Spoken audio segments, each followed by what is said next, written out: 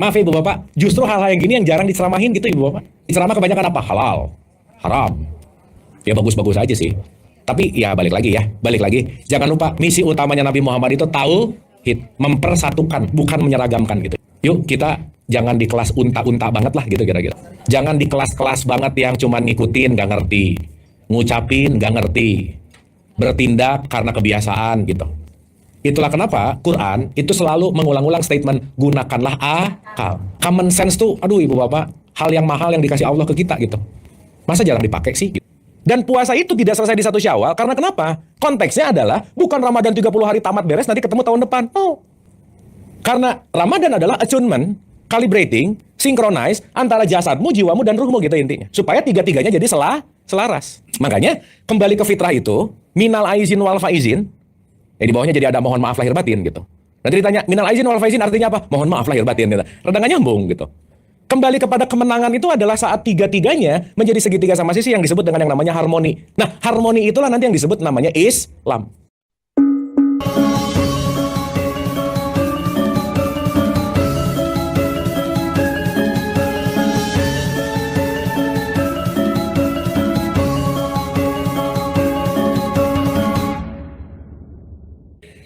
A'udzubillahi minasyaitonirrajim. Bismillahirrahmanirrahim. Robbi a'udzubika min hamazati sayatin wa a'udzubika robbi ayahdurun.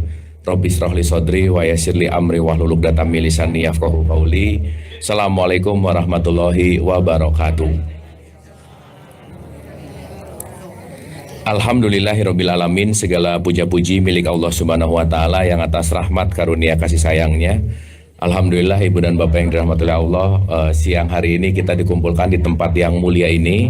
Pertama-tama mari kita sama-sama doakan siapapun yang menjadi jalan pertemuan kita di siang menuju sore hari ini, wabil khusus sahibul bait selalu mendapatkan keberkahan dari Allah Subhanahu wa taala. Amin.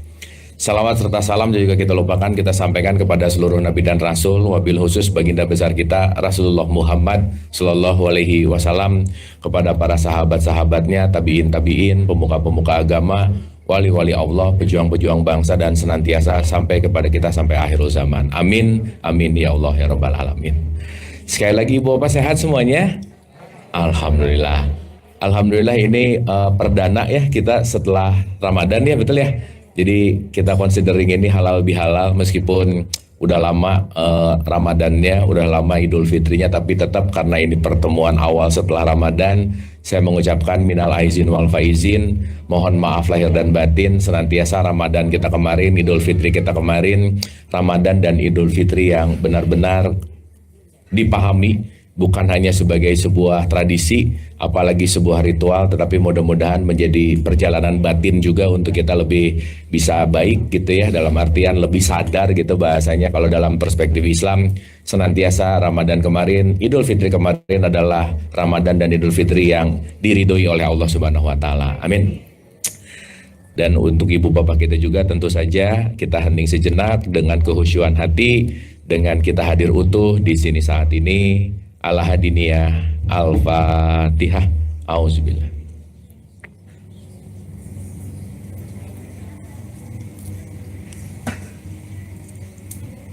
Allahumma arini al-asyah kamahiyya. Amin, amin, amin ya Allah ya Rabbal Alamin.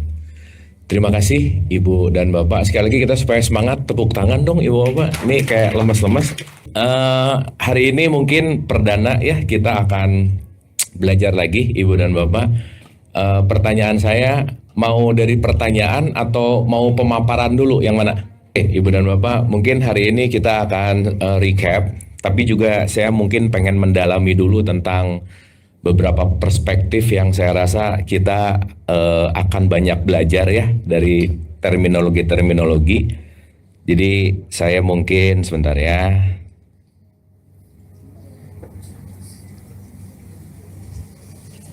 Iya. Oke, saya akan memulai begini, Ibu dan Bapak. Kalau kita kemarin berbicara dalam konteks yang namanya Idul Fitri, Ramadan itu menyuruh kita untuk menuju fitrah, betul nggak Bu, Pak? Enggak, kembali ke fitrah. Terus main betul-betul aja ya. Nah, gimana sih ya? Baru mulai Ramadan disuruh kita kembali ke fitrah. Jadi bahasanya tuh selalu kembali, returning gitu. Makanya buat yang udah haji atau umroh, kenapa tawaf tuh nggak ngikutin jarum jam? Itu cuma ngingetin bahwa jangan lupa kembali, jangan lupa kembali, jangan lupa kembali, karena kata kuncinya sebetulnya kita lagi melakukan reverse action gitu Bu Pak. Kenapa? Karena semua berasal dari Allah dan akan kembali ke Allah. Gitu ya. Semua asalnya 100% dia, tapi lama-lama karena hidup, dianya ketutupan oleh ego, benci, dengki, iri, mau, keinginan. Akhirnya apa? Si keilahiannya itu makin kita menjadi fisik, itu semakin kadarnya berkurang gitu. Ya, bisa dimengerti ya Bapak? Keilahiannya gitu. Makanya kan kalau kita bicara dalam konteks ada salah satu reason gitu ya, aku hendak menciptakan khalifah di muka bumi gitu. Khalifah itu kan sebetulnya kalau bahasa sekarang mungkin ambasador kali ya, atau bahasanya wakil gitu. Artinya di dalam diri kita ada part keilahian nggak Bu Pak? Ada nggak? Ya adalah, kalau nggak kan nggak hidup dong. Betul nggak? Jadi ada part keilahian itu kalau dalam bahasa Quran disebut yang namanya ruh gitu intinya. Makanya di surat 32 ayat 9, setelah aku sempurnakan kejadiannya, aku tiupkan bagianku, aku tiupkan ruh gitu. Ya, berarti di dalam diri siapapun itu pasti dalam perspektif teologis ini pasti ada percikan ruhnya Tuhan gitu kira-kira. Oke sampai sini? Oke sampai sini? Berarti kalau dalam siapapun ada percikan ruhnya Tuhan, berarti sifat-sifatnya dia juga ada di dalam diri kita nggak sebetulnya? Ada dong, ada. Tetapi si kefitrahan si ruh ini lama-lama ketutup sama bagian diri kita yang lain gitu. Lama-lama si keilahian ini ketutup sama layer-layer diri kita yang lain. Maka di luar dari ruh, layer yang berikutnya itu sering disebut dengan yang namanya jiwa. Makanya dalam bahasa Arab disebut nafs gitu. Layer yang paling luar itu disebut dengan yang namanya jasad. Makanya disebut jisim, ini nanti part yang paling luar di dalam diri kita gitu. Maka begitu lahir, keilahian kita langsung ditutup oleh sebuah narasi, informasi yang membuat kita tuh tidak menjadi diri sendiri sebetulnya. Karena begitu kita lahir, yang pertama kali bahasa gampangnya langsung dikasih yang namanya identitas. Betul nggak Bu Pak? Betul nggak? Sehingga sekarang jangan-jangan aku mengenal diriku sebagai identitas gitu. Padahal identitas itu adalah sesuatu yang dilekatkan kepada kefitrahanku gitu.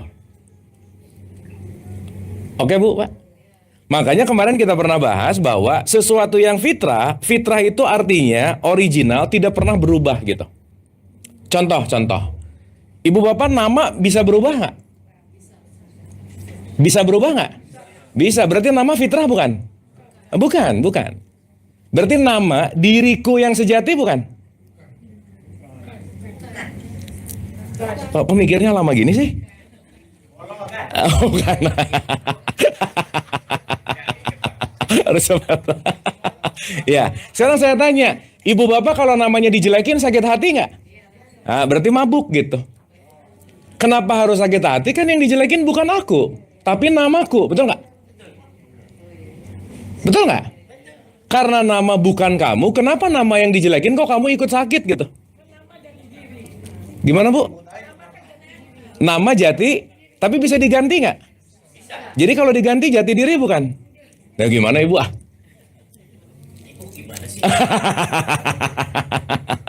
Ayo betul nggak nih?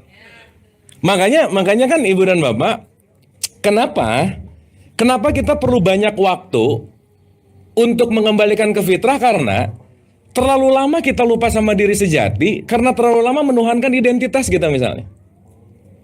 Terlalu lama menuhankan segala sesuatu dalam tanda petik ya. Makanya selain fitrah, selain diri sejati, itu dalam perspektif Islam disebut ilah gitu. Let's say contoh-contoh. Ada jiwa, ada jasad gitu. Kenapa ini disebut ilah? Karena kedua hal ini pasti berubah.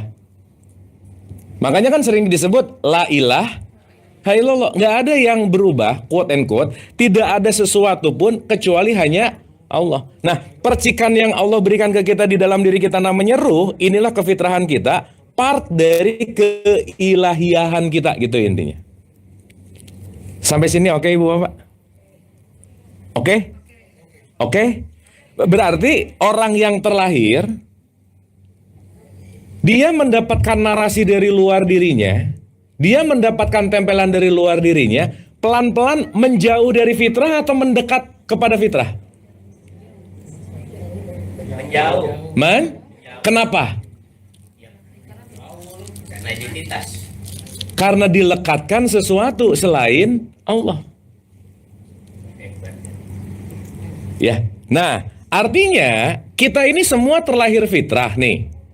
Tapi begitu lahir, ditempelin garis keturunan siapalah, ditempelin agama lah, ditempelin gelar lah, ditempelin status lah, semua tuh. Itu yang membuat kita menjauh dari fitrah, sehingga sekarang gelar doktor yang ada profesor atau apa, di undangan gak ditulis, bisa marah loh orangnya. Betul gak Bu, Pak? Iya, kenapa? Karena semakin menjauh dari fitrah, saya akan sebut, namanya menuju kepada konteks yang namanya ilusi. Semakin mendekat ke fitrah, itu namanya realitas gitu. Berarti begitu kita lahir, langsung dijauhkan dari realitas nggak Bu, Pak? Iya, makanya tiba-tiba semua kebanyakan amnesia massal gitu. Lupa sama dirinya. Nggak mengenal diri gitu. Makanya kalau kita bahas dari perspektif awal yang sering kita bahas ya Ibu Bapak, kenapa sih kita mau pinjam dari tradisi apa coba? Let's say dari Yunani lah, dari Arab lah, dari mana-mana, Hinduism, Buddhism, semuanya. Kata kunci dari pembelajaran esensi kehidupan, kata kuncinya adalah know yourself. Atau kenali siapa dirimu. Nah, yang dimaksud dengan self itu kan tentu saja yang kita sering sebut dengan yang namanya true self. Dirimu yang tadi Ibu bilang menggunakan kata-kata sejati gitu. Sampai sini oke? Oke? Aduh, Ibu Bapak lemes-lemes gini hari ini ya, oke nggak ini? Ya, ini harus dipanasin dulu gitu ya. Ini saya mau cerita hal panjang nih, tapi ini pemanasan dulu ya. Mudah-mudahan nyampe sih. Karena ini hal yang menarik gitu. Ya, ini efek rendang jadi amnesia sih, tapi nggak apa-apa sih ya. Oke. Nah, sekarang saya tanya. Ulang deh ya, kalau gitu ke perspektif awal dulu ya. Ada sejati, fitrah, ada ilusi. Ya, kita kunci dulu pemahaman kita sedikit aja ya Ibu Bapak ya. Ilusi itu pasti berubah. Makanya ilusi sering disebut maya. Makanya ada dunia maya. Gitu ya. Maya itu adalah illusion. Makanya kita perlu hati-hati sama maya gitu. Kenapa? Karena konteksnya, oh ya kalau ada Ibu Maya, maaf ya. Nggak, ini maksudnya. Ya, maya ini artinya ilusi. Contoh-contoh nggak usah jauh-jauh Ibu Bapak ya. Contoh-contoh. Ilusi terbesar dalam hidup kita apa sih salah satunya? Menghidupi masa depan, menghidupi masa lalu gitu. Yang belum kejadian udah tegang sekarang, yang udah kejadian gak dimaafin gitu. Betul nggak?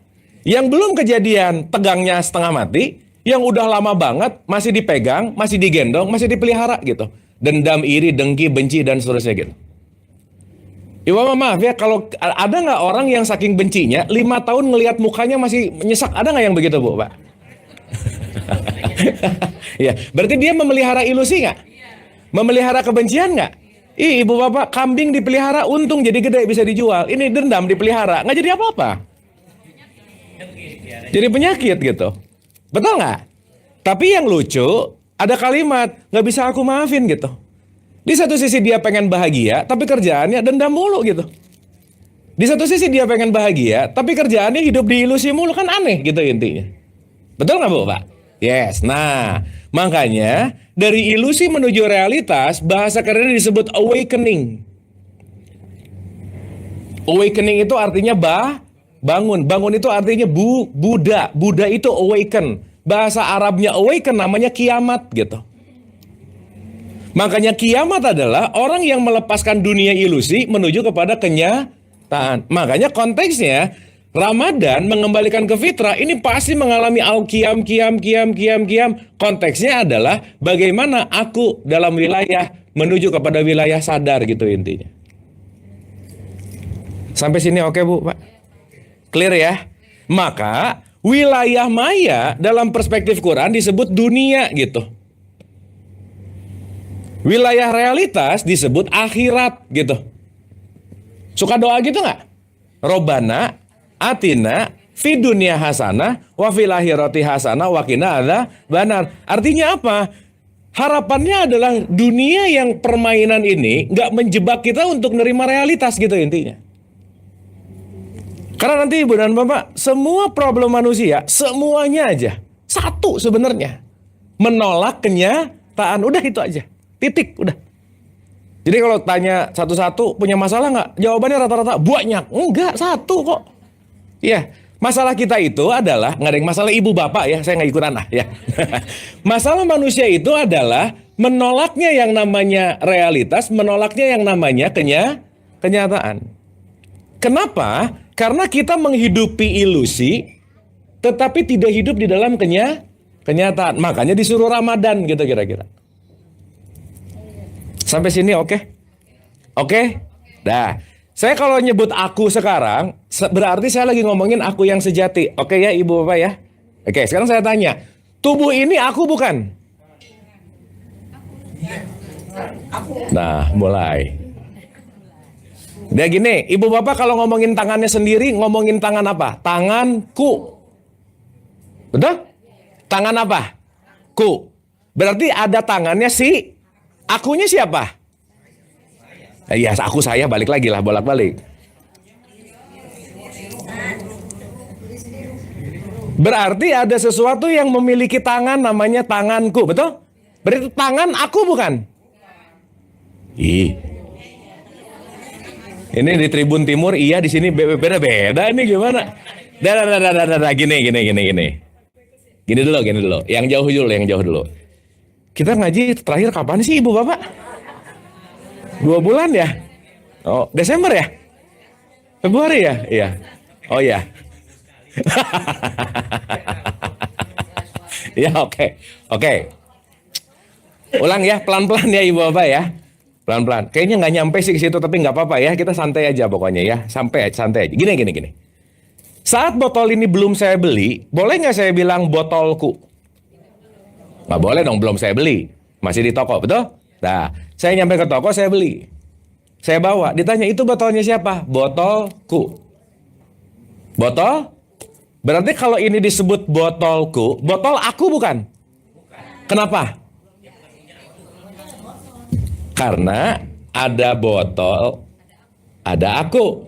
Jadi disebut botol. Sip. Kepisah nggak ini? Kepisah. Oke? Nah, sekarang saya tanya, ulangi lagi. Si botol ini hilang, bisa sedih nggak? Bisa. Si botol ini dicuri, bisa sedih nggak? Bisa. Mobil saat dibeli jadi mobilku, mobilnya ketabrak yang sakit hatinya, bisa gitu nggak kira-kira? Itu namanya kemelekatan. Jelas nggak? Saat aku melekat selain kepada aku, itulah aku sedang melekat kepada yang namanya ilah. Lagi, ulang ya. Kalau botol sama aku jelas beda, pisah nih. Nah sekarang kita yang agak masuk ke hal yang lebih esensial sedikit. Tangan ini kalau ditanya tangan siapa, akan jawab apa? Tanganku, berarti ada tangan, ada. Jadi kepisah nggak? Kepisah, berarti tangan aku bukan? Bukan. Badan aku bukan? Bukan. Kepala? Mata? Bukan. Berarti ini yang kelihatan itu bukan aku, tapi kendaraanku.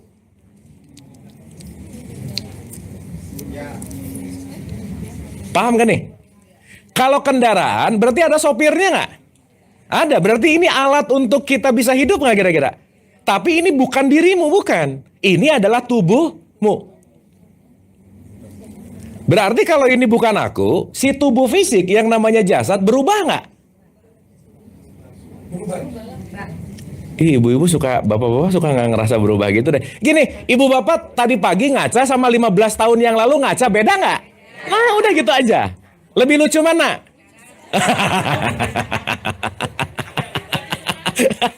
Iya. Siapapun yang sudah beruban berarti sudah meninggalkan dunia hitam, benar nggak? Iya, nggak apa-apa. Berubah. Berarti kalau tadi pakai prinsip bahwa fitrah tidak pernah berubah, jasad fitrah bukan? Ini belum seragam ini. Hah? Jasad Bapak plastik bukan? Bukan, pasti berubah. Yang nggak berubah tuh cuma satu, plastik, udah gitu aja.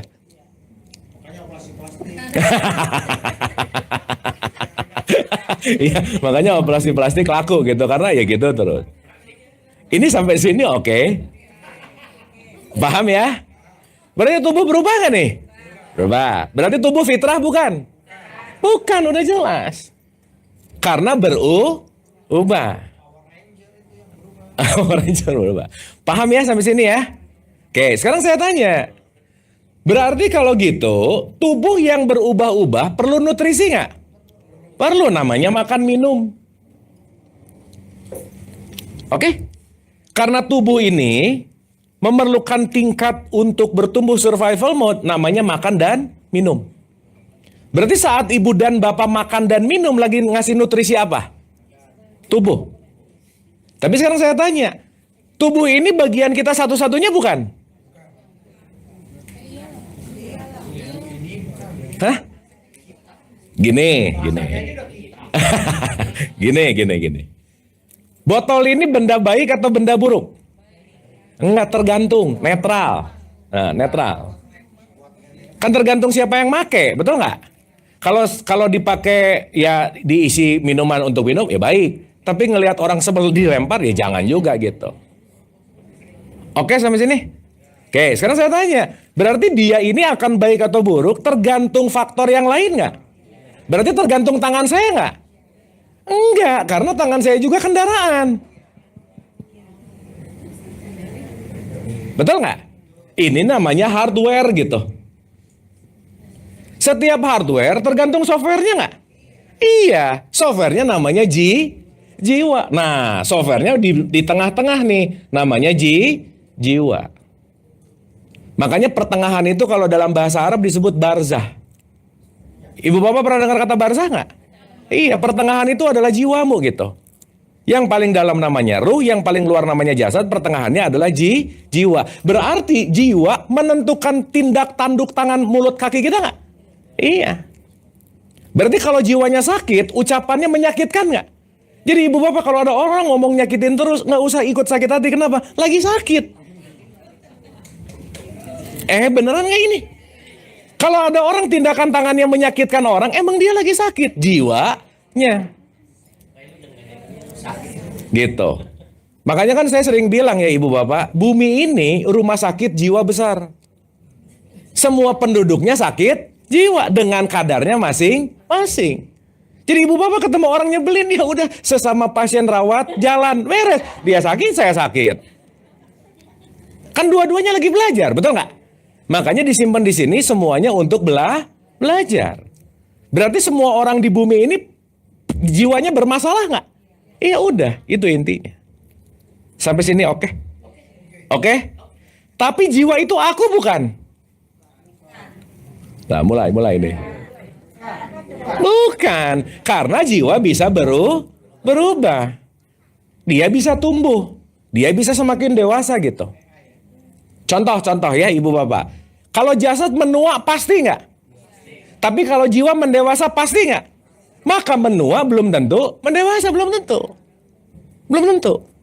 Karena ingat, mendewasa itu pilihan, bukan automatic system, bukan. Saat memilih mendewasa jadi dewasa. Nah, semakin dewasa, semakin mendekat ke fitrah gitu kira-kira. Berarti bulan Ramadan bulan penempaan, bulan pendewasaan jiwa nggak kira-kira? Iya, maka makan minum diatur. Jam makan diatur. Jam ngegosip siang-siang, ya janganlah gitu. Dosa. Sok waktu Ramadan, pas mau diajak ngegosip jam 12 siang, lagi puasa. Nanti kita lanjutin abis maghrib. Abis maghrib ngegosip lagi. Tapi nggak apa-apa juga, lumayan sih gitu. Lumayan. Berarti masih apa, Pak? Kalau itu udah fix sih. Oke nggak ini? Clear? Oke ya? Berarti di bulan Ramadan kemarin yang disuruh kembali ke fitrah. Oh iya, Ibu Bapak ngomong-ngomong ya, habis bulan Ramadan namanya Syawal. Oke? Apa sih artinya Syawal? Nah, mulai nih.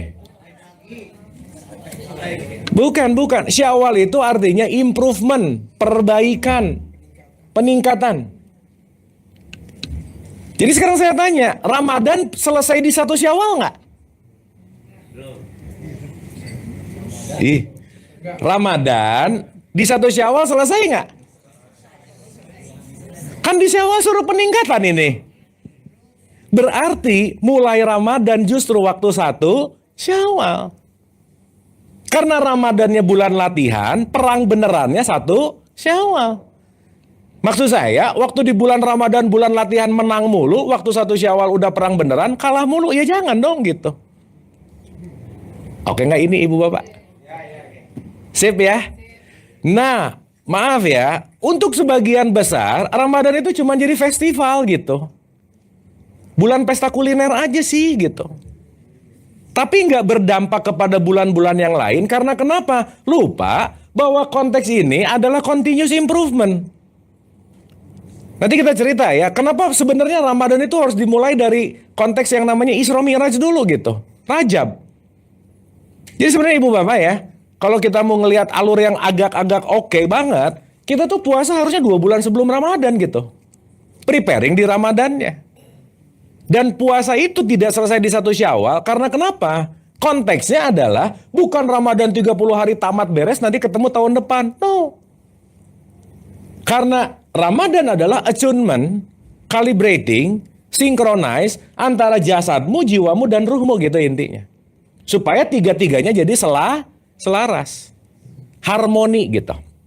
Makanya kembali ke fitrah itu, minal aizin wal faizin, di bawahnya jadi ada mohon maaf lahir batin gitu. Nanti ditanya, minal aizin wal faizin artinya apa? Mohon maaf lahir batin gitu. Rada nggak nyambung gitu. Kembali kepada kemenangan itu adalah saat tiga-tiganya menjadi segitiga sama sisi yang disebut dengan yang namanya harmoni. Nah, harmoni itulah nanti yang disebut namanya Islam. Contoh ya, Ibu Bapak maaf nih. Jasadnya bisa KTP Islam nggak? Tapi jiwanya belum tentu. Betul nggak? Padahal yang menentukan perilaku jasadnya atau jiwanya. Jadi jasadnya Islam, jiwanya belum tentu Islami. Jasadnya puasa, tapi jiwanya belum tentu ikut puasa. Jasadnya sholat, tapi jiwanya belum tentu ikut sholat gitu. Sekarang saya mau nanya Ibu Bapak rata-rata yang sholat jasadnya atau jiwanya? Yang mana? Jasad. Contohnya jiwa nggak ikut sholat gimana coba? Allahu Akbar, rokaat 2, rokaat 3, lah udah. Itu pasti jiwanya kemana-mana aja, nggak jelas. Nggak konsen, nggak fokus gitu. Betul nggak? Sehingga, maaf ya, dalam pandangan konvensional religiusitas kita, coba Ibu Bapak, yang penting kelihatan sholat rajin ke masjid, soleh aja. Padahal baru jasadnya doang yang sholat. Kan saling menipu sesama pasien. Ya, kalau yang pengalaman gitu sih ya. Gitu, paham ya Ibu Bapak ya? Sekarang yang dihitung puasanya jumlah tamatnya gitu. Tapi jiwanya jangan-jangan nggak ikut puasa gitu. Mau umroh kek, mau haji kek, semuanya jangan-jangan cuma ngasih makan identitas gitu Bu, Pak. Umroh yuk, kenapa? Nggak enak sama yang lain? Umroh. Haji yuk, cuman kita yang belum. Haji gitu. Latah.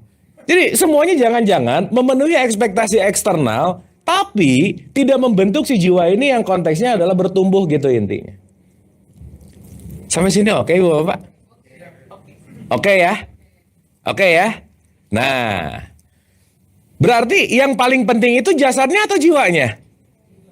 Enggak, tuh dua-duanya kan ini harus dikasih nutrisi. Ini juga harus dikasih nutrisi. Makanya disebut yang namanya seimbang atau yang disebut dengan yang namanya harmoni gitu. Dah, saya tuh hari ini pengen mengaitkan dengan satu statement yang sekarang lagi banyak diceritain atau digaungkan, itu dengan kata-kata mengikuti sunnah Rasul gitu loh Bu. Pak. Sekarang saya tanya, contoh-contoh. Kan ada kata-kata nih, atiullah wa ati Rasul. Ikutilah Allah, ikutilah Rasul. Ya saya kaitkan dulu ke situ gitu, supaya cerita hari ini kita bisa ngambil pelajaran gitu intinya. Nah, Ibu Bapak ingat nggak waktu pertemuan keempat kalau nggak salah? Di dalam tradisi Islam, wilayah jasmani disebut syariat gitu. Disebut apa Bu Pak? Wilayah jiwa, nafs disebut tarekat namanya. Wilayah kerohanian itu disebut hakikat. Makanya kalau pakai strata level paling bawah namanya Islam, naik iman, naik ihsan gitu. Jadi Islam ada di level paling luar, iman di tengah-tengah, ihsan yang paling dalam. Contoh-contoh. Yang disuruh puasa orang Islam bukan? Bukan, orang yang beriman, yang udah di tengah nih. Makanya ya ayyuhalladzina amanu, hai orang-orang yang apa? Beriman, bukan hai orang-orang yang Islam. Bukan. Tetapi dia sudah menyadari konteksnya bahwa puasanya bukan keharusan kewajiban tapi panggilan jiwa gitu intinya. Contoh ya Ibu Bapak. Ibu Bapak mana yang lebih menenangkan dan menyenangkan kalau Ibu Bapak melakukan satu keharusan, dua yang kedua adalah panggilan jiwa. Mana yang lebih menyenangkan? Panggilan. Mana yang tidak lebih memberatkan? Panggilan. Ibu Bapak datang ke sini harus atau panggilan? Siapa yang manggil? Iya, jangan-jangan rendang gitu ya, tapi nggak apa-apa juga sih gitu. Oke, maaf ya, kita bisa enjoy melakukan itu bukan di-pressing oleh keharusan kewajiban, tapi didorong, ditarik oleh yang namanya panggilan, namanya calling gitu. Ibu Bapak kita jujur-jujuran aja. Kemarin bulan Ramadan, Ibu Bapak nggak makan, nggak minum, itu panggilan atau keharusan yang mana? Wajib. Bukan datang karena panggilanku, aku perlu melakukan ini gitu. Sholat, kebanyakan panggilan, kebanyakan kewajiban. Dan seterusnya lah gitu. Jelas ya? Jadi di nomor 1 ini, yang ingin saya garis bawahi adalah, yuk, kenapa sih kita perlu knowledge Ibu Bapak? Karena tanpa knowledge, pengertian dan kesadaran kita nggak akan naik gitu intinya. Makanya teaching, ajaran, dan pembelajaran itu sangat dibutuhkan karena kenapa? Tanpa knowledge kita hanya ikut-ikutan, tanpa knowledge kita cuman kemakan dogma dan doktrin, tanpa knowledge cuman ya udah yang lain gitu aku juga gitu. Artinya apa? Menjalankan ritualitas, maaf ya Ibu Bapak, taat sama takwa itu dua hal yang berbeda loh. Taat beragama belum tentu, takwa belum tentu. Belum tentu. Rajin sholat 5 waktu, rajin hataman, rajin baca Quran, apakah pasti takwa? Belum tentu gitu. Oke ya. Sampai sini clear Ibu Bapak? Nah, sebenarnya ini mau saya dalemin lebih dalam lagi, tapi ada satu tadi pas datang ke sini bahas apa yang seru ya. Kemarin tuh terpantik dengan satu hal. Ibu Bapak pernah dengerin ceramah terakhirnya Nabi Muhammad gak?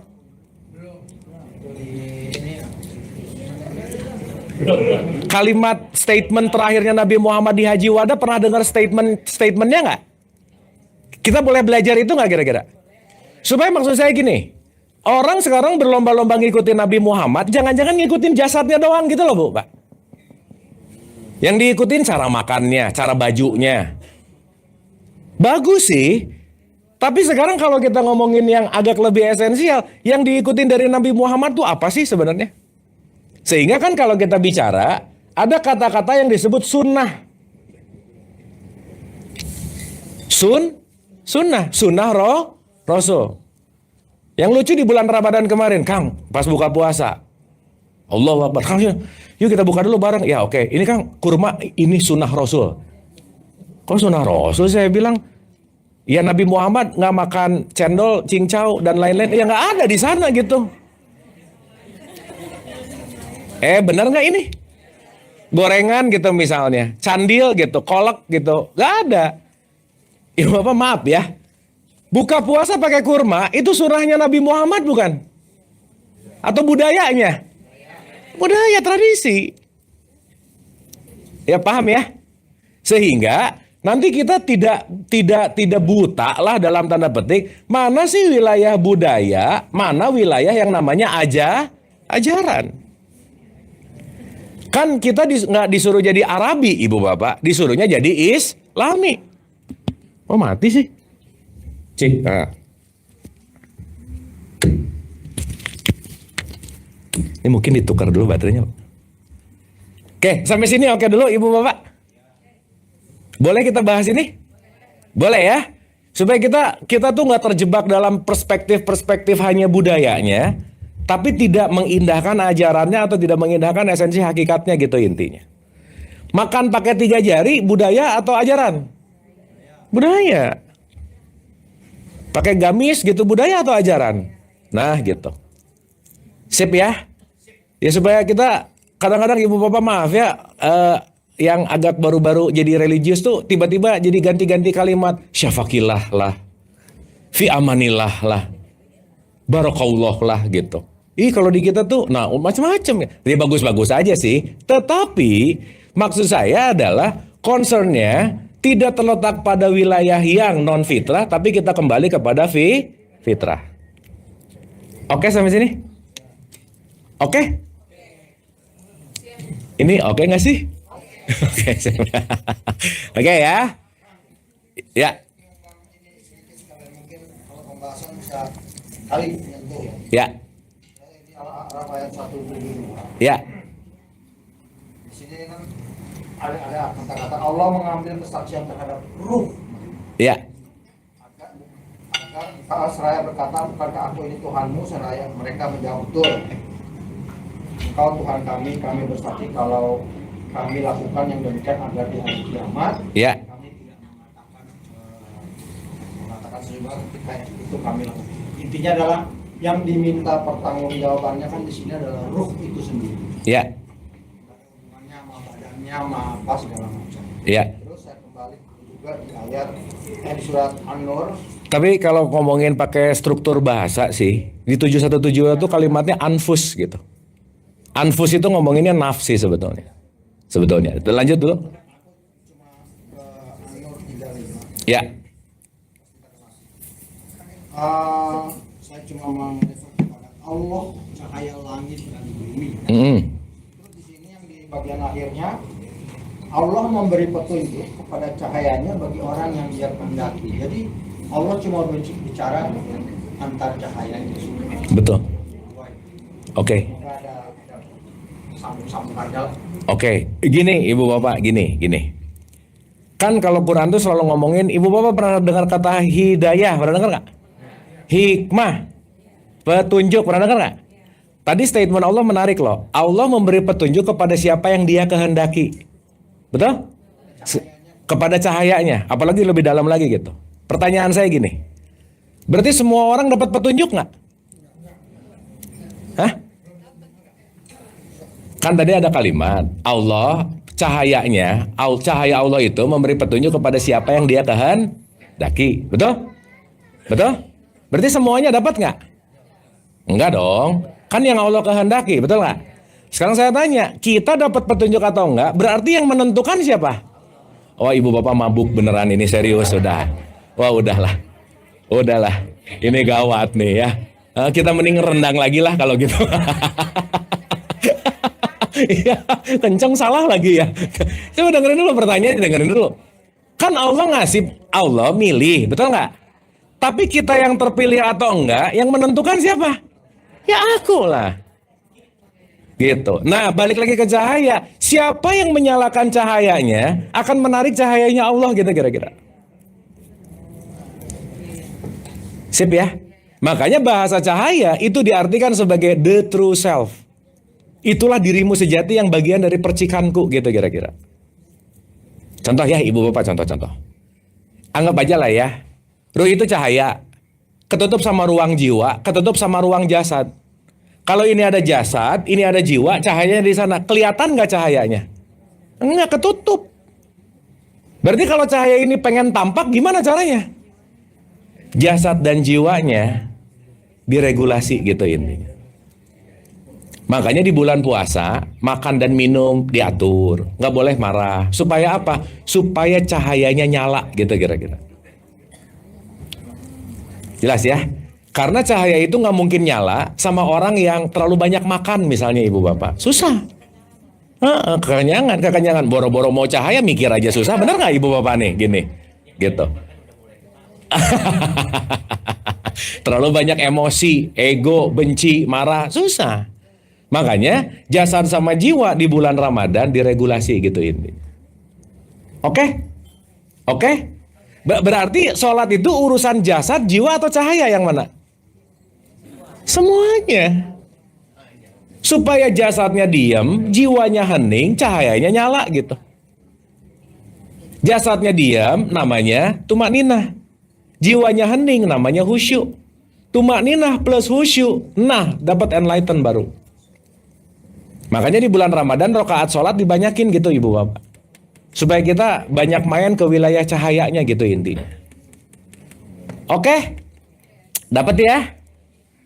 Dapatnya ini. Clear ya? Yo. Kita hari ini belajar sama ceramah terakhirnya Nabi Muhammad. Keren nih ibu bapak. Nice banget nih. Karena nanti kita akan ngerti. Jangan-jangan, maaf ya. Jangan-jangan orang idol sama Nabi Muhammad, mengidolakan sama Nabi Muhammad, bukan passionnya tapi fashionnya gitu. Ini kalau orang Sunda rada susah sih, dua-duanya passion pasti ngomongnya. Aku tuh mengikuti passion, bajunya bagus, bukan itu mah fashion, beda ya. Beda. Iya. Ini rada bermasalah sama orang Sunda memang ya, tapi nggak apa-apa sih ibu bapak ya. Iya, kok bisa bilang orang Sunda nggak bisa bilang kurufuk, itu fitnah ya. Oke, ya. Karena kenapa? Fashion itu ada di jasad, passion itu ada di jiwa. Dan nanti kita ngerti mana the most essentialnya gitu. Supaya nanti ngomongin sunnah Rasul tuh bukan hanya sejauh-jauh lah ibu bapak, maaf ya. Ada nggak orang yang sehari sampai hari ini berantem gara-gara atahiyatnya gini sama gini, gitu? Ada nggak? Yang ribut. Itu kan fashion. Syariat gitu maksud saya. Yang kunut nggak kunut, ada nggak berantem? 11, 2, 3 rakaat taraweh berantem juga nggak? Beda hari raya ribut coba. Yang terutama paling emak-emak sih yang paling pusing. Kenapa? Ketupat basi udah gitu aja ya. Oke. Sip ya? Dah. Kita part by part ya Bapak. Mudah-mudahan selesai hari ini, tapi pokoknya kita santai aja ya. Supaya kita tahu Nabi Muhammad tuh mau ngapain sih nyampein ini gitu. Saya mungkin ke jump to the conclusion ya Ibu Bapak ya. Ini mungkin shocking tapi Ibu Bapak perlu dikunyah pelan-pelan. Sorry ya Ibu Bapak, Nabi Muhammad tidak pernah menciptakan agama Islam. Karena Nabi Muhammad datang bukan buat agama, bukan.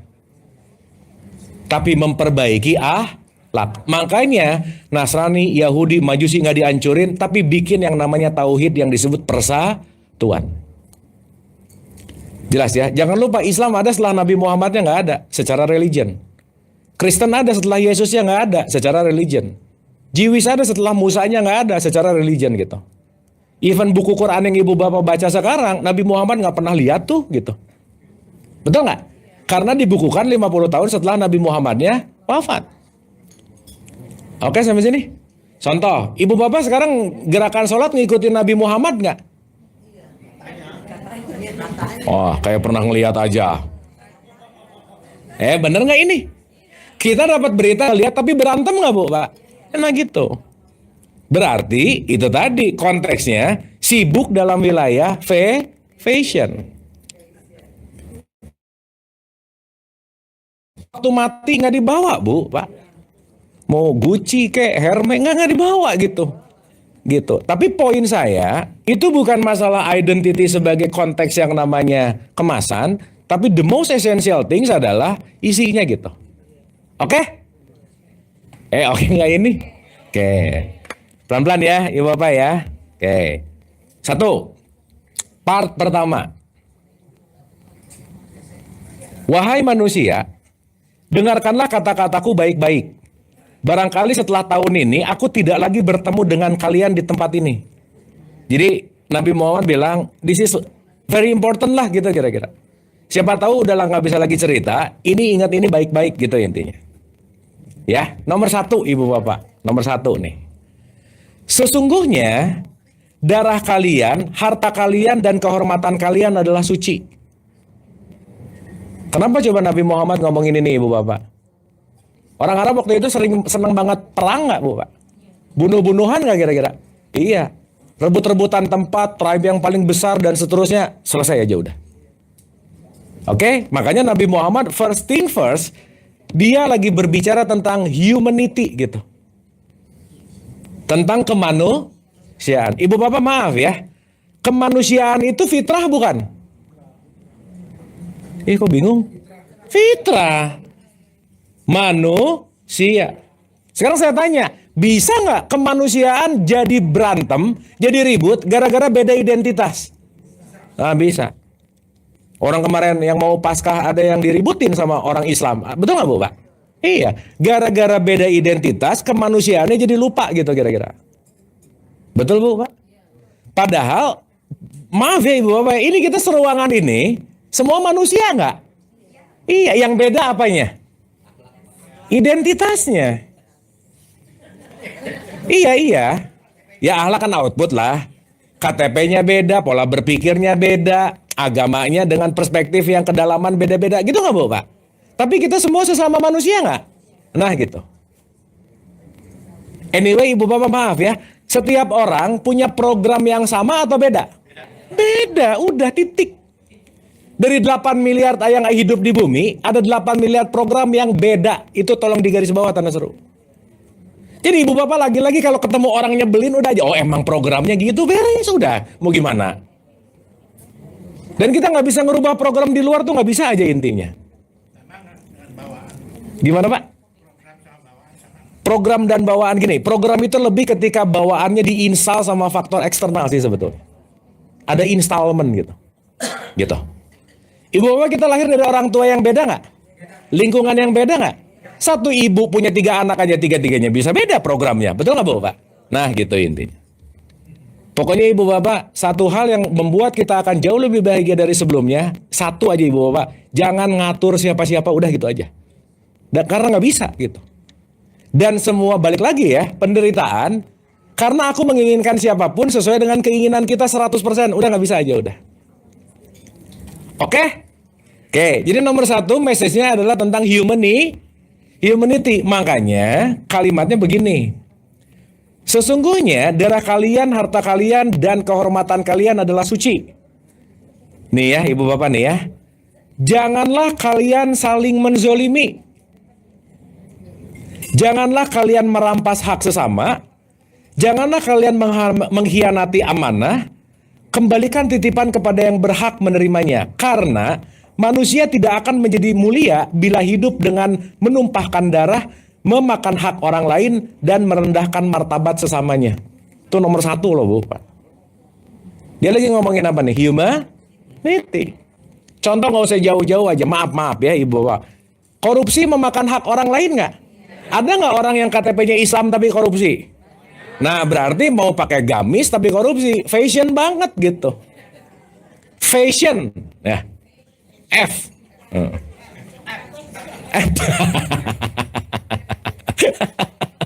Jelas ya.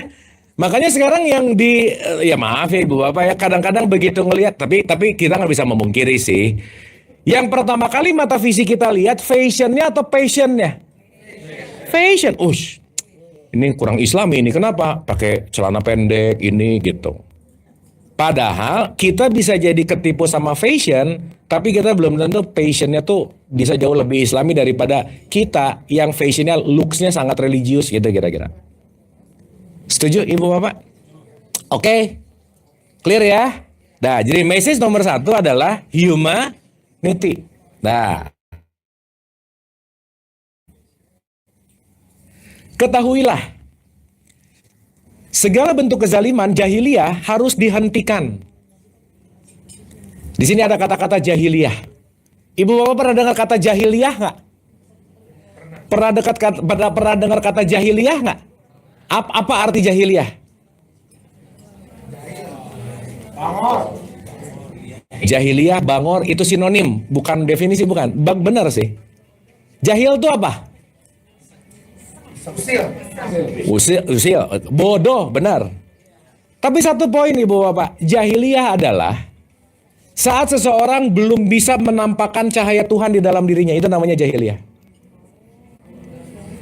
Saya pakai bahasa gampang ya.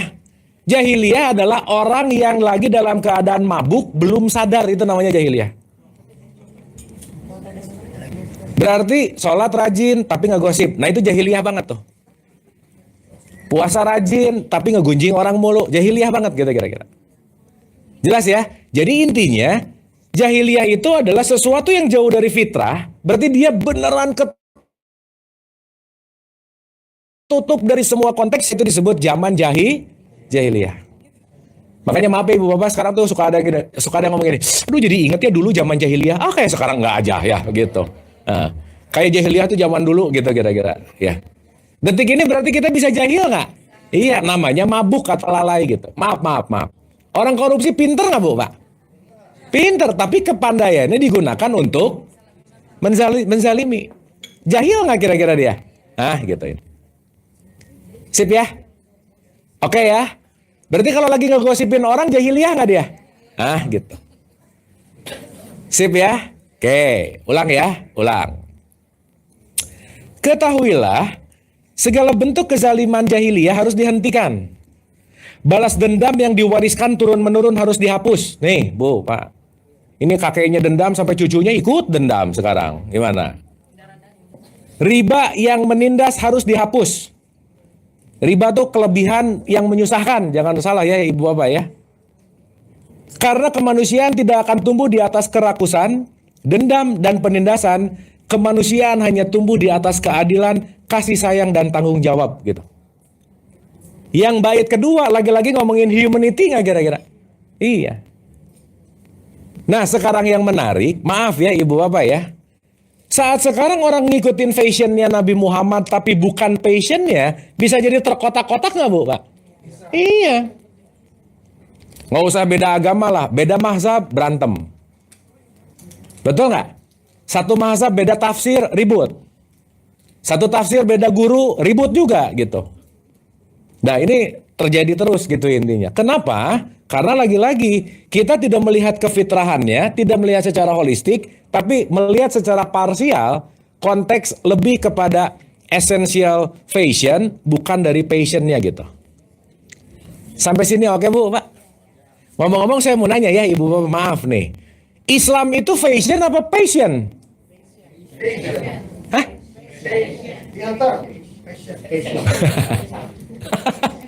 Gini. Islam itu tampakan atau perilakunya? Sip. Identitas atau akhlaknya? Sip, mantap. Jadi kan rada aneh Ibu Bapak kalau ini lagu Islami banget. Gimana coba lagu Islami? Didengar ada nada gurun pasir kali ya gitu. Jadi Islami aja. Nanti ada yang dekat-dekat mau Christmas, ini mah lagu-lagu Kristiani, itu gimana Bu Pak? Betul nggak Bu Pak? Sejak kapan lagu punya agama coba? Jadi berantem orang-orang. Kamu kok dengerin lagu Kristiani sih kamu? Nah balik lagi lah gitu ini. Oke sampai sini Bu Bapak. Clear ya? Dapat ya? Dah. Next. Nah ini menarik Bu Pak. Ini very very interesting. Ya, di kaitan ini very interesting. Tadi humanity, sekarang Nabi Muhammad lebih spesifik, lebih sharp kepada satu konteks yang satu ini, Bu. Dengerin baik-baik, ini bagus banget nih. Wahai manusia, perlakukanlah perempuan dengan baik. Tuh nomor 1. Dengerin dulu. Ini jangan langsung ngelihat ke bapak-bapak tuh. Ya dia, oke benar sih, benar. Gini, nih ya. Wahai manusia, perlakukanlah perempuan dengan baik. Mereka memiliki hak atas kalian dan kalian pun memiliki hak atas mereka. Ya, Ibu Bapak nih, saya mau cerita. Ntar ngomong sama bapak lu.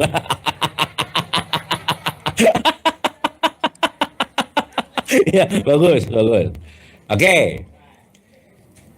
Ibu bapak pernah dengar historical Nabi Muhammad nggak? Perjuangan paling besar Nabi Muhammad apa sih bu? Pak? Bukan bu pak. Salah satu esensi perjuangan tinggi Nabi Muhammad adalah melakukan kesetaraan gender antara laki-laki dan perempuan. Contohnya, saat Nabi Muhammad lahir, itu semasyarakat Arab tidak menganggap perempuan itu manusia. Tidak menganggap perempuan itu layak untuk disebut manusia, maka boleh dijual, boleh dipakai bebas, boleh dibuang di mana aja. Bahkan ada orang, anaknya perempuan, itu malu dibunuh hidup-hidup. Saking pada saat itu, ya ini nggak terjadi di Arab aja sih ya ibu bapak ya, ini panjang sih, the long history. Karena kalau ibu bapak pernah dengar tentang concern feminis gitu misalnya, kita semua adalah anak kandung patriarki gitu. Dimana laki-laki seakan-akan jauh lebih tinggi derajatnya daripada para perempuan. Sampai sini oke ibu bapak? Clear ya? Berarti Nabi Muhammad ngelihat perempuan sebagai manusia nggak? Yang tidak dilihat oleh orang sekitarnya gitu. Buat turunan tradisi, buat turunan kebiasaan, ya udah dari dulu juga ini perempuan-perempuan tuh boleh dipakai lah, boleh dibuang lah, boleh dijadiin gundik lah, terserah karena kenapa? Ini not even human. Sampai ibu bapak saya pernah dapat satu kuliah ya dari satu dosen saya, ada kalimat begini bu pak, keren banget statementnya, dan ini mengguncang. Ada pertanyaan dari seorang perempuan yang bertanya gini, apakah aku layak beribadah? Terus ditanya, kenapa? Bagaimana aku layak beribadah ketika aku bukan manusia katanya? Sedih nggak bu pak? Sedih banget. Makanya kalau kita nggak ngerti konteks ini, kenapa Nabi Muhammad menekankan tentang wahai manusia, perlakukanlah perempuan dengan baik? Karena kenapa? Pada zamannya, even maaf ya ibu bapak sampai sekarang, perempuan itu kadang-kadang ada di second class gitu kira-kira. Betul nggak? Contoh, pemimpin rumah tangga laki-laki atau perempuan? Suami atau istri? Oh, jadi suami itu kayak punya hak mutlak, diomongin apa, ngapain harus didengerin sama istrinya gitu misalnya. Cuman faktanya emang kebanyakan suami takut istri juga sih, itu faktanya memang sih. Dapat ya?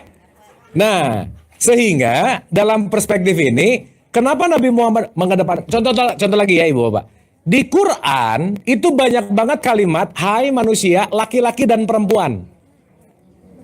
Sekarang saya tanya, kenapa di Quran kalau udah kata-kata ada hai manusia ditekanin lagi laki-laki dan perempuan? Kenapa coba bu pak? Supaya sadar bahwa perempuan juga manusia. Karena pada saat itu nggak ingat bahwa perempuan-perempuan itu manusia, enggak gitu loh bu pak. Sip ya. Pertanyaan, pada zaman itu ketika Nabi Muhammad menganggap perempuan adalah manusia, aneh nggak bu pak?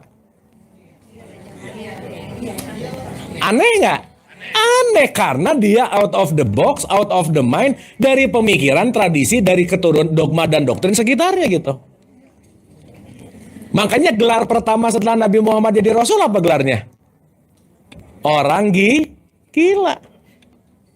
Iya, karena dia berbeda dari pemikiran-pemikiran yang lain gitu.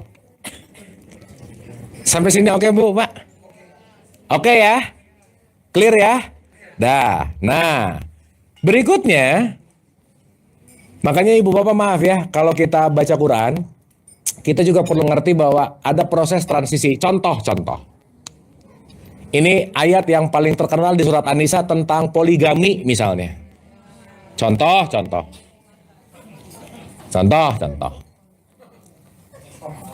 Di Quran itu ada kata-kata nikahilah 2, 3 atau 4. Betul? Ini luas banget sih konteksnya gitu. Nah, sekarang saya tanya ibu bapak. 2, 3 atau 4 setelah Nabi Muhammad jadi Rasul nggak kira-kira? Iya dong. Setelah beliau mendapatkan kesadaran itu untuk membentuk sebuah community yang lebih quote and quote baik lah dalam tanda petik, atau lebih masuk ke dalam konteks kemanusiaan, maka 2, 3, 4 cukup. Pertanyaan. Ibu bapak tahu ya, di zaman itu satu laki-laki itu paling sedikit istrinya 60 ibu bapak. Iya. Jadi kalau 60 70 kayak sedikit gitu. Ya, sekarang saya tanya. Nih ya. Kalau secara tradisi 60 disuruh 2, 3 atau 4 itu mendekati kepada adil nggak kira-kira? Jadi lebih dikit, jadi lebih banyak. Nah gitu. Nah sekarang ini diterjemahin di wilayah tradisi kita, let's say di Nusantara, yang dulunya biasanya 1, baca ayat ini. Apa itu? Berarti proyeksi awalnya disuruh mengurangi, disuruh nambah.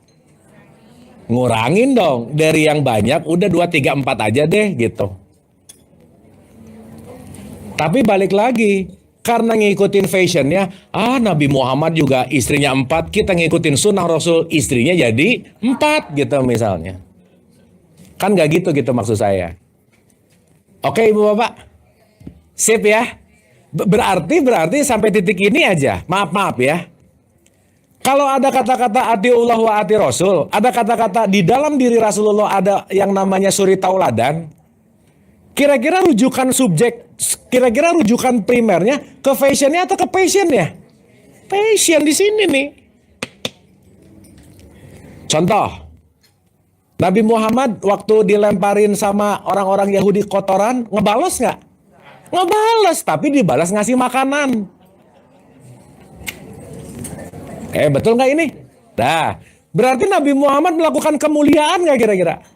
Maka ibu bapak konteks dari passion, outputnya itu namanya adalah akhlak. Contoh ya, saya mau mengulang-ulang ini. Boleh tolong dibukain nggak? Surat 49 ayat 13, silakan. Surat 49, Hujurat ayat 13. 49 ayat 13.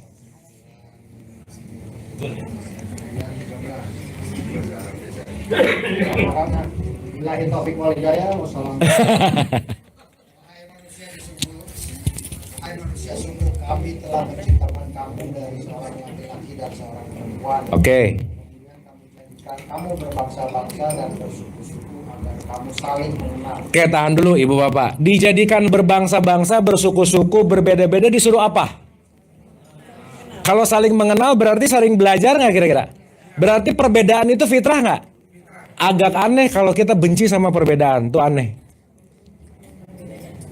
Betul? Berarti Nabi Muhammad ketika ada perbedaan diseragamkan atau disatukan. Makanya disebut tauhid. Tauhid itu akar kata dari ahad. Ahad itu apa ibu bapak? Minggu, benar sih, ya bukan. Iya benar sih, nggak salah. Ahad itu artinya esa.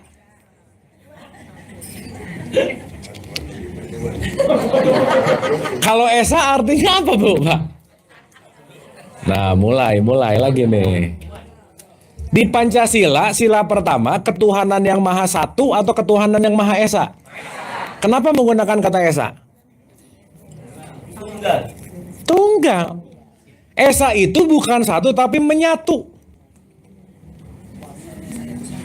Berarti sekarang saya tanya, kalau yang namanya menyatu dan menjadi persatuan, kira-kira yang berbeda atau yang seragam? Berbeda. Artinya apa? Semangat tauhidnya Nabi Muhammad itu bukan menyeragamkan, tapi mempersatukan. Ya, jadi kalau sekarang ngelihat yang beda nih, terus salah lah, bid'ah lah, kafir, yang benar ini nih, ngikutin siapa bu? Betul nggak? Ibu bapak maaf ya, ada nggak orang yang hampir gini ya, bahasanya gini. Kita tuh memang nggak hidup sezaman dengan Nabi Muhammad, jadi yang kita dapetin adalah informasi melalui informasi yang panjang, betul nggak bu pak? Oke. Ada nggak yang hidup sejaman sama Nabi Muhammad, bareng terus, almost every day, tapi dia nggak ngikutin Nabi Muhammad, ada nggak? Siapa? Ya Abu Lahab sih nggak tiap hari banget sih kayaknya. Ini hampir tiap hari aja. Siapa? Satu ibu bapak. untanya, udah gitu aja. Bener nggak ini? Untanya Nabi Muhammad tiap hari bareng nggak? Kan nggak ngerti. Bener nggak ini? Iya. Jadi maksud saya, jangan-jangan kita ngikutin yang mana nih gitu?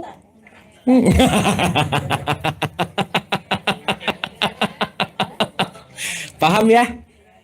Dapat ya?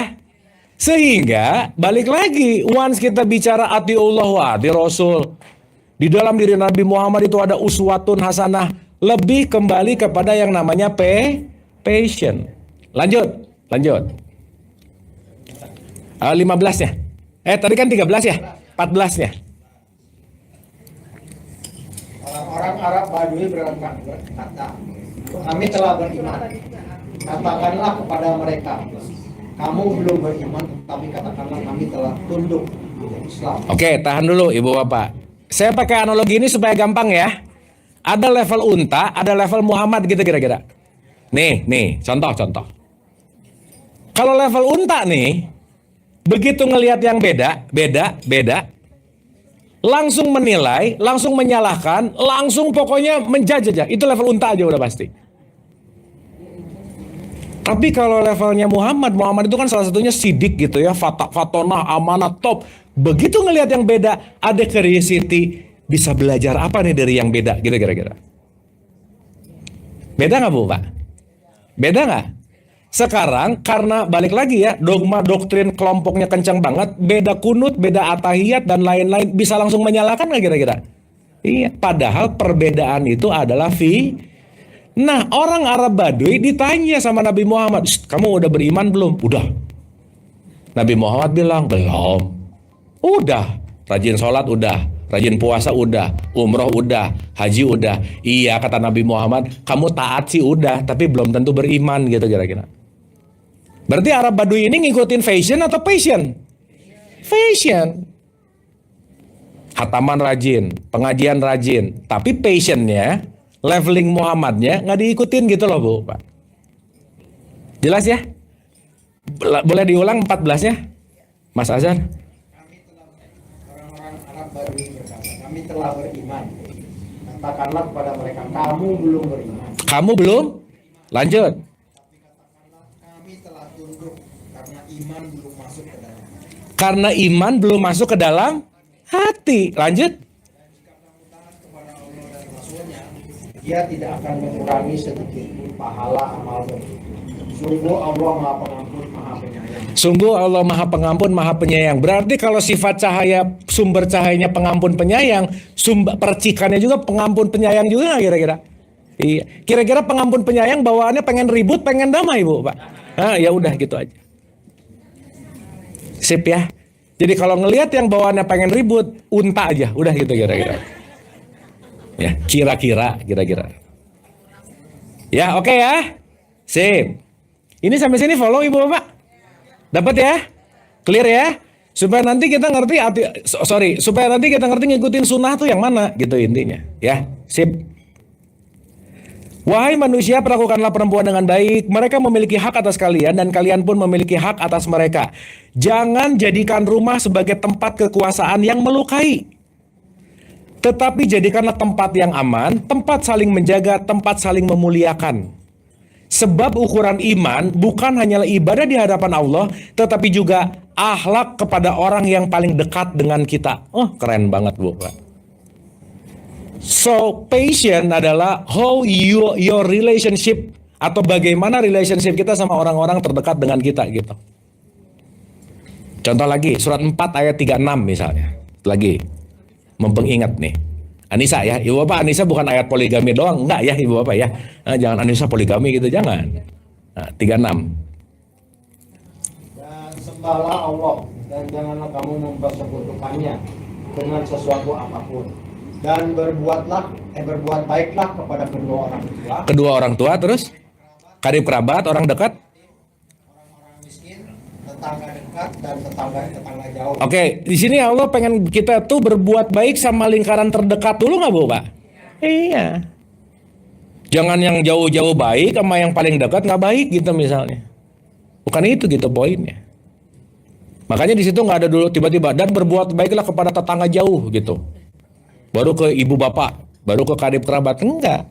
Kenapa? Karena lingkar satu, lingkar primernya itu adalah sesuatu PR besar dalam hidup kita gitu intinya. Oke ibu bapak, sip ya. Jadi ini Nabi Muhammad lagi mau mengajarkan make a good relationship gitu kira-kira. Oke. Nah ini menarik nih.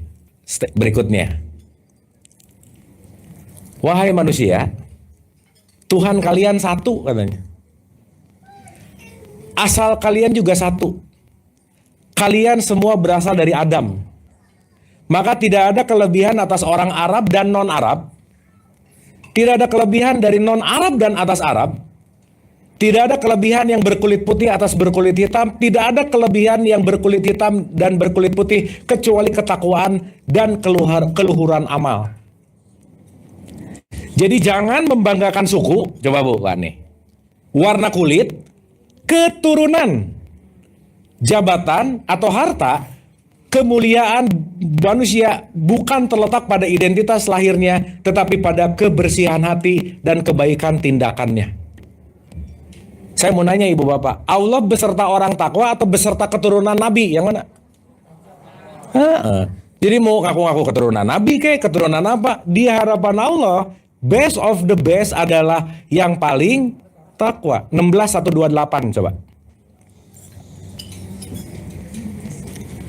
Ingat ya, Allah nggak ada di garis keturunan, nggak ada bu, pak. 16:128. Sungguh Allah beserta orang-orang yang bertakwa dan orang-orang yang berbuat. Allah beserta orang yang apa? Dan berbuat? Ada nggak Allah beserta anak cucu keturunan Nabi? Ada nggak?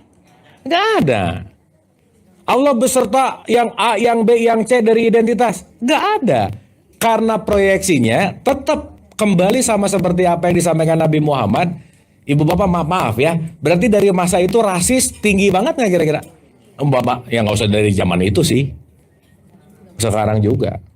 Kalau sekarang mayoritas dan minoritas yang nggak asik gitu. Oke ibu bapak. Sip ya? Clear ya? Sekarang kan kadang-kadang ya balik lagi ya. Dimonopoli oleh sebuah keyakinan belief system tanpa sebuah knowledge, akhirnya yakin tanpa sebuah kesadaran gitu kira-kira. Oke sampai sini ibu bapak? Sip ya? Ini lagi-lagi Nabi Muhammad ngomongin humanity nggak kira-kira? Iya, sip, mantap. Ketahuilah, setiap muslim adalah saudara bagi muslim yang lain. Setiap apa ibu bapak? Adalah saudara bagi apa? Sekarang saya tanya, muslim itu apa?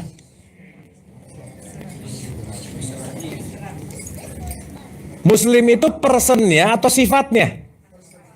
Person. Orang yang Islam namanya muslim. Nah sekarang saya tanya, berarti orang yang Islam itu jadi muslim. Islam itu artinya apa bu pak? Salah satu arti kata Islam dari kata salam namanya damai. Apa bu pak? Damai. Berarti kalau saya datang ke tempat ini membawa kedamaian, saya lagi ada di wilayah salam nggak kira-kira? Iya. Orang membawa peace. Makanya ibu bapak kalau mau masuk rumah orang lain mengucapkan salam nggak? Awas ini bukan password masuk rumah loh ya. Assalamualaikum, salam. Coba waktu assalamualaikum kita ngomong gini nggak? Saya membawa kedamaian. Waktu waalaikumsalam saya menerima dengan kedamaian. Berarti dua-duanya damai nggak? Beres masuk pintu rumah, Assalamualaikum, salam duduk. Tahu nggak? Ngegosip ibu bapak gimana? Sob. Aneh nggak? Enggak sih buat kebanyakan orang nggak aneh dan nggak ngerti-ngerti juga sih gitu. Betul nggak? Berarti orang yang muslim adalah orang yang kemanapun membawa damai. Kalau pakai bahasa sekarang berarti lawan kata damai anggap aja rese gitu bu pak. Berarti kalau muslim damai, rese apa? Non-muslim. Jadi kalau non-muslim orang-orang yang apa kira-kira? Nah itu benar. Iya, itu non muslimnya kayaknya masuk neraka deh. Tahu banget gitu. Emang kita tuh kebanyakan ketipu sama panitia sih ibu bapak ya, udah aja. Nah, ya panitia juga belum ke sana gitu. Oke, sampai sini. Oke nggak ini? Sip, mantap. Jadi yang muslim, sorry. Muslim itu identitinya atau perilakunya? Mantap, sip. Top, udah. Ulang ya. Ketahuilah, setiap muslim adalah saudara bagi muslim yang lain, dan pada hakikatnya manusia diciptakan untuk saling mengenal, bukan saling merendahkan. Janganlah kalian menzalimi satu sama lain, jangan mengambil sesuatu dari saudaramu kecuali dengan kerelaannya. Jangan biarkan kebencian membuat kalian lupa pada keadilan, jangan biarkan kekuasaan membuat kalian lupa pada belas kasih. Humanity lagi nggak Bu Pak? Iya. Ingatlah, suatu hari kalian akan kembali kepada Tuhan kalian. Dan setiap perbuatan akan dimintai pertanggungjawaban. Maka hiduplah dengan adil, bersikaplah lembut, jagalah nyawa, jagalah kehormatan, jagalah hak orang lain, karena agama ini tidak datang untuk menghancurkan manusia, tapi untuk memuliakan manusia. Kan kita udah bahas ya Ibu Bapak, agama itu dari kata A itu tidak, agama itu kacau. Berarti tidak kacau. Jadi kalau sekarang orang beragama jadi kacau, berarti dia nggak masuk kepada esensinya gitu. Cuman hanya berlindung di balik yang namanya identitas. Oke? Terakhir Ibu Bapak, aku tinggalkan kepada kalian pedoman agar kalian tidak tersesat, berpeganglah teguh kepada petunjuk Allah. Oke? Dan siapa yang hadir di sini, sampaikanlah kepada yang tidak hadir, sebab boleh jadi yang mendengarkan langsung hari ini belum tentu lebih memahami daripada yang mendengarkan setelahnya. Ceramah di Haji Wada Nabi Muhammad semuanya berbicara rahmatan lil alamin. Maka Ibu Bapak, saya mau melihat dari sudut pandang perspektif yang mungkin agak nggak terlalu populer kali ya, ngomongin halal bihalal dan ngomongin Idul Fitri. Saya ingin mengcapture, ingin memotret Idul Fitri ini adalah kembalilah kepada kemanusiaan. That's it, udah aja. Karena saat kita kembali kepada kemanusiaan, kita kembali kepada apa yang diinginkan oleh Allah dan tentu saja Nabi Muhammad. Karena di surat 21 ayat 107, itu statementnya selalu diulang-ulang bahwa wama arsalnaka ila rahmatan lil alamin. Nah harapannya Ibu Bapak, yuk kita jangan di kelas unta-unta banget lah gitu kira-kira. Jangan di kelas-kelas banget yang cuman ngikutin gak ngerti, ngucapin gak ngerti, bertindak karena kebiasaan gitu. Itulah kenapa Quran itu selalu mengulang-ulang statement gunakanlah akal. Common sense tuh, aduh Ibu Bapak, hal yang mahal yang dikasih Allah ke kita gitu. Masa jarang dipakai sih gitu. Sehingga once common sense-nya kita nggak jalan, critical thinking kita nggak jalan, kita jangan-jangan cuman mengindahkan tradisi, kita jangan-jangan cuman memutar-mutar ulang kebiasaan, tapi tidak membentuk sebuah kesadaran gitu kira-kira. Setuju Bu, Pak? Oke. Jadi pulang dari sini, kira-kira perlu ada introspeksi nggak Bu, Pak? Nah itu intinya. Intro itu artinya jalan masuk. Spection itu artinya ngecek yang di dalam gitu. Karena belajar kajian nggak ada introspeksi, itu akan sangat sulit menemukan yang namanya perubahan gitu kira-kira. Karena Ibu Bapak maaf ya, nggak ada orang yang berubah karena sering dikasih ceramah, nggak ada Ibu Bapak. Jadi datang terus ke pengajian, ke ceramah, tapi tanpa introspeksi, tanpa jalan ke dalam, tanpa meniti ke dalam diri, tanpa self inquiry gitu bahasa kerennya. Kita akan hanya ada di level yang sama gitu. Nah harapannya Ibu Bapak, to be simple. Kembali ke fitrah adalah meninggalkan keuntaan menuju kepada Muhammad gitu kira-kira. Setuju? Sip ya? Kira-kira yang mayoritasnya banyak untanya, banyak Muhammadnya. Yang mayoritas unta, ya udah. Kan kebanyakan nggak mau mikir.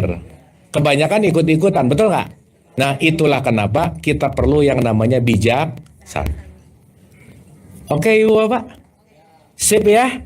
Kesimpulan. Jadi kemarin setelah Ramadan kita disuruh menuju fitrah nggak? Kembali menuju mulu kembali. Wah, nggak gawat ini ya. Kalau kembali berarti kembali ke titik awal nggak? Iya, ingat Ibu Bapak, titik awal kita adalah fitrah. Titik awal kita adalah percikan ilahi yang tanpa noda, tanpa virus, tanpa narasi, tanpa apa-apa, tanpa identitas dan seterusnya.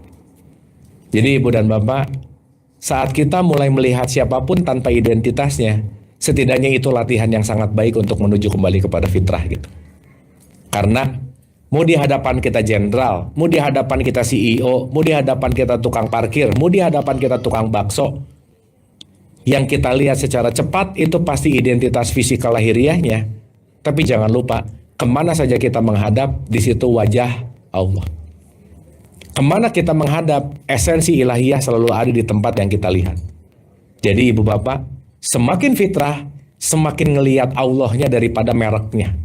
Semakin ngelihat Allahnya daripada garis keturunan atau identitas atau simbolnya. Sehingga kita akan sangat sulit benci sama orang lain, merendahkan karena kenapa? Hashtag besarnya, kamu adalah aku yang lain, titik. Menyakitimu adalah menyakitiku, menolongmu adalah menolongku. Maka kita bukan wajib menolong, tetapi balik kepada masing-masing. Oke Bu, Pak? Sip? Dapat sesuatu? Dapat? Oke, ada pertanyaan? Ya, waktunya habis ya, kelihatannya udah paham-paham gitu. Tadi itu ceramah itu kan akhir itu disunnah apa di Kenapa? Bukan, riwayat. Sebuah riwayat lah. Ada yang meriwayatkan. Boleh. Last statement tuh bagus sih. Dan maaf ya Ibu Bapak, justru hal-hal yang gini yang jarang diceramahin gitu Ibu Bapak. Sok diceramah kebanyakan apa? Halal, haram. Ya bagus-bagus aja sih. Tapi ya balik lagi. Jangan lupa misi utamanya Nabi Muhammad itu tauhid, mempersatukan, bukan menyeragamkan gitu ini. Oke ya Ibu Bapak ya. Sip, kalau tidak ada pertanyaan saya anggap semua paham. Ya. Next kita akan bahas ini satu persatu. Tadi kan overview-nya aja. Nanti kita bahas paragraf per paragrafnya supaya kita bisa lebih mengerti lagi tentang esensi passion-nya Nabi Muhammad itu sendiri. Ya. kita kan ini aja sedikit aja nih, Anda menyinggung rasis. Pasti kan ada agama juga ya. Sara aja ya. Sekarang kita nikah Beda agama. beda agama gimana? Yang rese tetangga Pak, udah gitu aja. Di mata Allah Ya kan kalau ngerti ini sebenarnya ya kita akan paham lah gitu. Bukan masalah religionnya sih gitu. Karena ada negara Islam yang membolehkan nikah beda agama tuh ada. Tunis. Salah satunya. Nah cuman karena balik lagi ke tradisi, ke kebiasaan, akhirnya jadi konflik di sini gitu. Tapi tetap kita perlu bijaksana loh ya Pak ya. Tetap. Misalnya nih, bijaksana, contoh bijaksana. Calon suaminya Islam, calon istrinya Kristen, biar adil gimana? Dua-duanya pindah ke Buddha, aman Pak, udah. Nggak bercanda Pak. Ya balik lagi ya, di mana ada hukum itu ya kita ikutin aja sih gitu. Oke? Sip. Baik ya Ibu Bapak ya.